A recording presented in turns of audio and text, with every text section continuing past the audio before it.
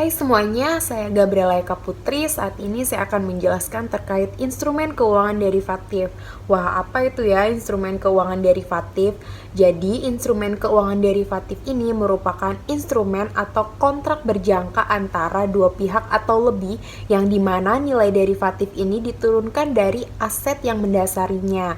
Jadi, instrumen keuangan derivatif ini tidak dapat berdiri sendiri. Ada aset dasar yang menjadi dasarnya. Nah, lalu aset dasar apa ya yang dapat mendasari instrumen derivatif ini? Nah, untuk aset dasarnya ini dapat berupa harga saham, harga obligasi, suku bunga, dan lain sebagainya. Selanjutnya, saya akan memberikan contoh umum terkait instrumen derivatif. Di sini saya akan memberikan 4 contoh umum.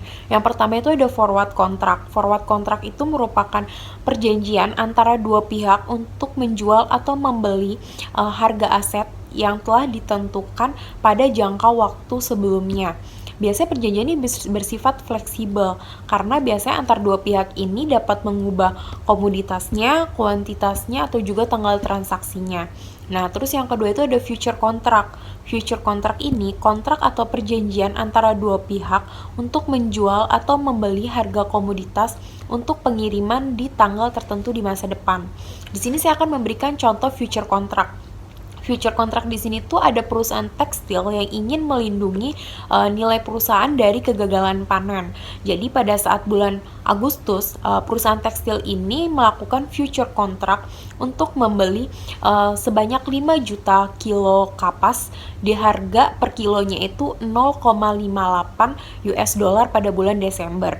Nah, ternyata pada saat seiring berjalannya waktu, pada saat musim gugur terjadi kegagalan panen sehingga harga komoditas kapas ini mengalami kenaikan cukup tajam, yaitu di harga 0,68. Akan tetapi kan perusahaan ini kan sudah melindungi diri dulu nih dari atau antisipasilah dari harga kapas yang akan bergerak fluktuatif atau tidak menentu.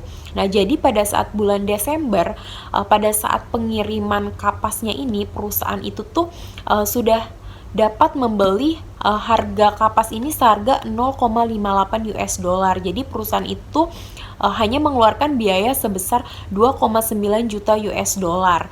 Nah, jadi kurang lebih perusahaan ini sudah menghemat sebesar 0,10 US dollar. Nah, selanjutnya yang ketiga itu ada call option. Nah, call option ini merupakan kontrak atau persetujuan yang memberikan hak bagi pemegang sahamnya untuk membeli saham, obligasi, komoditas, atau aset lain dengan harga tertentu dan dalam jangka waktu yang sudah ditentukan sebelumnya. Biasanya seorang investor ini melakukan call option jika dia memiliki ekspektasi akan harga aset ini akan naik di masa yang akan datang. Nah, selanjutnya yang keempat itu ada swap. Swaps itu merupakan perjanjian antara dua pihak untuk menukar aliran kas atau pembayaran berdasarkan kondisi tertentu. Biasanya itu mencakup terkait suku bunga, mata uang. Nah, selanjutnya apa ya tujuan dari kita melakukan instrumen keuangan derivatif ini? Nah, tujuannya itu yang pertama yang paling penting itu sebagai lindung nilai atau hedging. Jadi dia itu dapat digunakan untuk melindungi nilai aset atau portofolio dari perubahan harga atau keadaan pasar yang tidak menentu. Contohnya seperti tadi yang terkait perusahaan tekstil. Nah, selanjutnya yang kedua itu ada spekulasi. Spekulasi instrumen derivatif ini dapat digunakan untuk spekulasi atau mengambil posisi untuk keuntungan berdasarkan perkiraan perubahan harga di masa depan. Nah, yang terakhir itu ada arbitrase. Arbitrase ini merupakan mengambil keuntungan dari perbedaan harga antar dua pasar yang berbeda tapi dengan aset yang serupa. Sekian penjelasan dari saya terkait instrumen derivatif, semoga bermanfaat.